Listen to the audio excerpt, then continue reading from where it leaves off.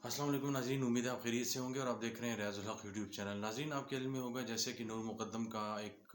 Murder हुआ। बड़ी एक एलीट और अल्ट्रा मॉडर्न सोसाइटी की वो लड़की थी और जैसे जाफ़र ने उसका कत्ल किया एक भयानक तरीके से। लेकिन उसके बाद हमने देखा कि एक और कत्ल सामने आ गया है और वो है अयाज़ अमीर के बेटे शाहनवाज़ ने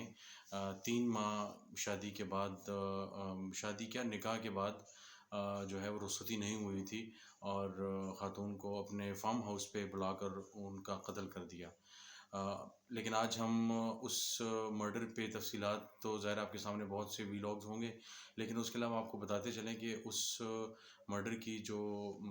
आफ्टर शॉक्स आ रहे हैं उसमें कुछ ख़वातीन सामने आई हैं जिन्होंने नाम ना बताने की शर्त पर कुछ डिटेल्स शेयर की हैं और उन्होंने ज़िक्र किया है कि कैसे शाहनवाज़ ने हमसे भी रब्ता कायम करने की कोशिश की और हमें अपने साथ मुतासिर करने की कोशिश की। तो मैं आज आपको 2 ख़वातीन की कहानी सुनाऊँगा कि वो 2 ख़वातीन जो थीं वो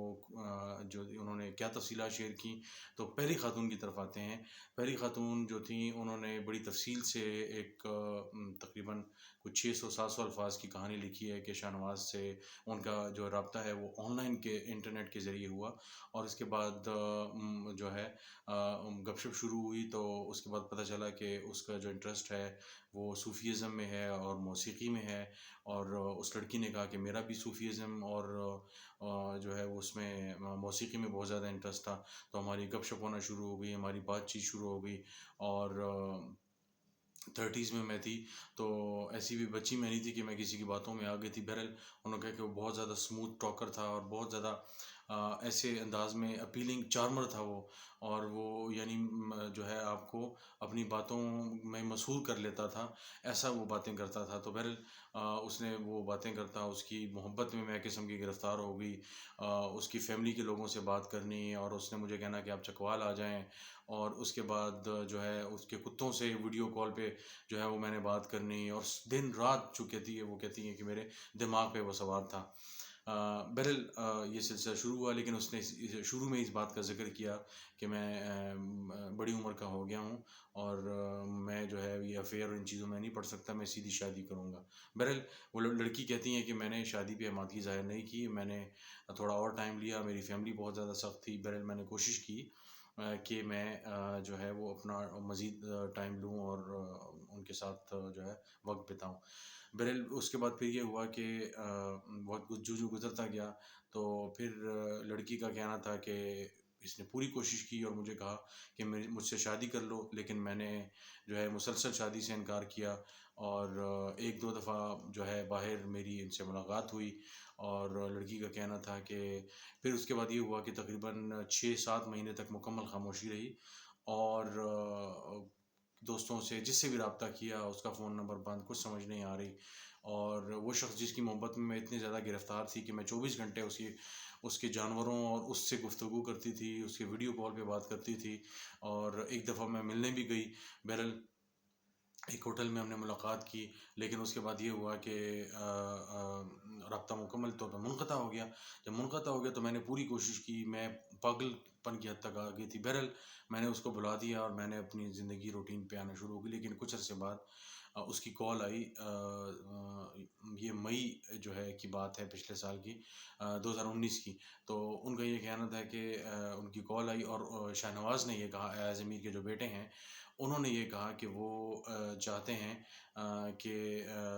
हम अब इस राब्ते को ख़त्म कर दें क्योंकि मैं एक कश्मीरी राठौर लड़की है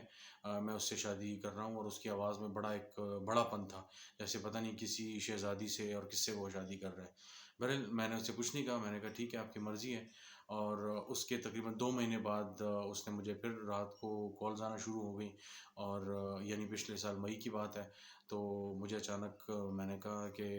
मतलब चूँकि मेरे ज़हन में पिछला एक्सपीरियंस था, तो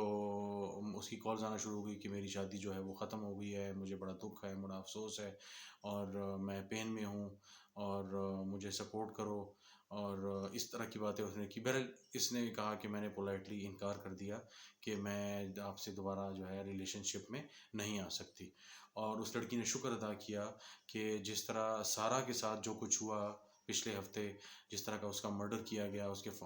شاہ نواز نے اپنے فارم ہاؤس میں، یہ شاید میرے ساتھ بھی ہو سکتا تھا، لیکن میں نے کوشش کی کہ وقت پہ اس کو جو ہے وہ انکار کر دیا اور اس کے جھانسے میں نہیں آئی، جس نے کئی مرتبہ مجھے کہا کہ مجھ سے شادی کر لو، اور ظاہر ہے پیسے کی ان چیزوں کی تو کمی نہیں تھی، لیکن اس خاتون نے مسلسل اس چیز کا ذکر کیا ہے کہ جب وہ کئی مرتبہ ایسا ہوتا تھا کہ وہ گفتگو کرتا تھا تو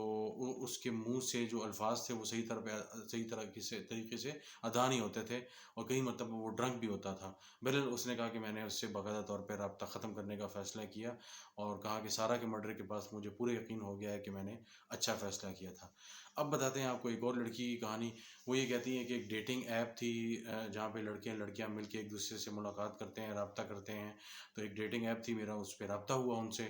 اور شاہ نواز سے میری گپ شپ شروع ہو گئی، اور اگین جس طرح پہلی لڑکی نے کہا، اس لڑکی نے بھی یہ کہا کہ میں اس کی محبت میں گرفتار ہو گئی۔ وہ بہت زیادہ اسموتھ ٹاک کرنے والا تھا، اور ہر وقت ایسے لگتا تھا کہ بس انسان اس کو سنتا ہی رہے، اور انٹیلیجنٹ لڑکا تھا، لیکن ہماری ملاقات جو پہلی ملاقات تھی اس کے لیے شاہ نواز نے کوشش کی، اور انہوں نے کہا جی F6 میں ہم کسی ریسٹورینٹ میں مل لیتے ہیں۔ بہرحال میں نے اسے کہا کہ ٹھیک ہے، لیکن وہ لڑکی کہتی ہے میں حیران ہوئی کہ جب میرے گھر اس نے مجھے میسج کیا کہ میں آپ کے گھر کے سامنے ہوں،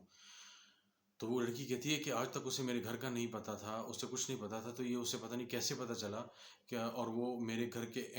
کے سامنے آ گئے۔ میں نے سیکٹر بتایا ہوا تھا کہ اس سیکٹر میں اسلام آباد میں رہتی ہوں، لیکن گلی نمبر گھر نمبر میں نے نہیں بتایا ہوا تھا۔ بہرحال وہ کہتی ہے کہ میں نے اس کو اگنور کر دیا، کہ میں نے کہا چلیں اسے پتہ چل گیا ہے۔ بہرحال اس کے بعد یہ ہوا، اس کے ساتھ گاڑی میں دو دوست بھی تھے جو آگے بیٹھے ہوئے تھے، شاہ نواز پیچھے تھا،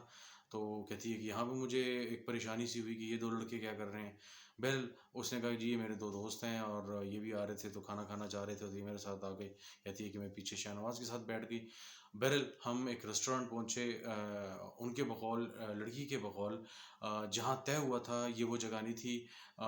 میری ہمیشہ خواہش ہوتی ہے لڑکی کے بقول کہ جہاں پہ ہلہ گلا ہو، جہاں پہ زیادہ لوگ ہوں، اور جو بڑا ریسٹورینٹ ہو، تو میری ہمیشہ اسی جگہ پہ ہوتی ہے کہ وہاں پہ ڈنر کیا جائے، لنچ کیا جائے،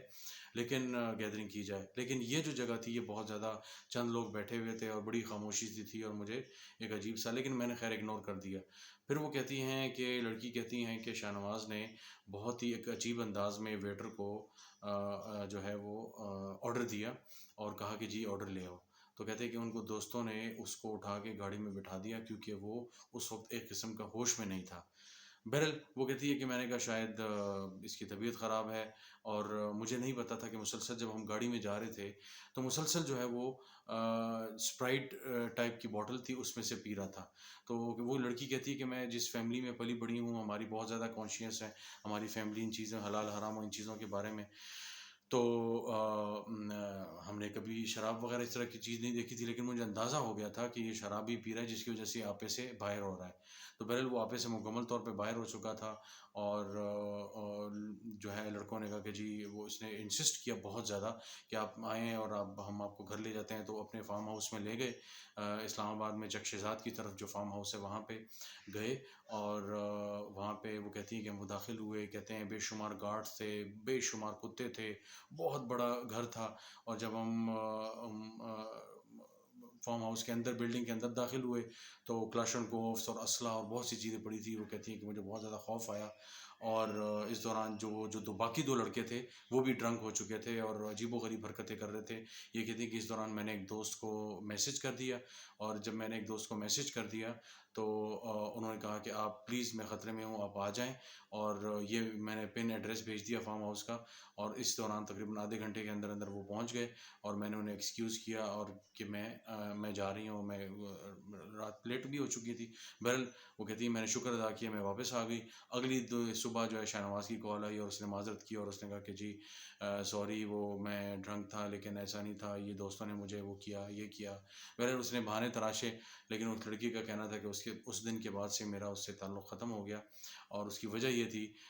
کہ میں ایسے شخص سے شادی نہیں کرنا چاہتی تھی جو اس قسم کے عادات و اطوار کا مالک تھا۔ اس لڑکی نے بھی ذکر کیا کہ اس دوران تقریباً 3-4 مرتبہ اس نے ذکر کیا کہ آپ میرے فارم ہاؤس پہ آ جائیں، ہم یہیں پہ نکاح کر لیں گے، شادی کر لیں گے، اور اس کے بعد ہم یہاں پہ رہنے لگیں گے، تو آپ کو کوئی پریشانی کی ضرورت نہیں ہے۔ لیکن اس لڑکی نے کہا کہ میں نے مسلسل انکار کیا، 2-3 مرتبہ ایسا ہوا جس طرح پچھلی لڑکی کے ساتھ ہوا، انکار ہوا۔ تو بہرحال اب ہمارے سامنے ہے کہ اس طرح کے ہمارے ملک میں جو امیر زادے ہیں، جو بے پناہ دولت اور جاگیرداروں کے جو بیٹے ہیں، اور انفارچونیٹلی ہمارے پاکستان کے بہت بڑے انٹلیکچوئل ایاز امیر صاحب، اور پاکستان کے مایہ ناز انگلش کالمسٹ میں شمار ہوتے ہیں. اب تو انہوں نے انگلش میں بھی لکھنا چھوڑ دیا ہے، لیکن ان کے متعلق بھی مشہور ہے کہ انہوں نے بھی اس طرح چند شادیاں کی ہیں، اور پھر اس طرح یہ سارا سلسلہ چلتا رہتا تھا. تو بیٹے میں بھی وہی عادات و اطوار آ گئی ہیں. تو اللہ تعالیٰ ہم سب کو اس طرح کی جو ہے وہ جو حادثات ہیں اس سے محروم رکھے، اس سے بچائے رکھے، اس سے دور رکھے. اور اللہ تعالیٰ اپنے جو جتنے بھی شر ہیں اس سے جو ہے ہمیں محفوظ رکھے، اور ایسے لوگوں سے ہمیں بچائے جس سے کسی کی جان اور مال سے ہمیں، اس کے جان اور مال سے ہمیں نقصان ہو سکتا ہے. آج کے لیے اتنے، انشاءاللہ آپ سے دوبارہ ملاقات ہوگی. بہت شکریہ.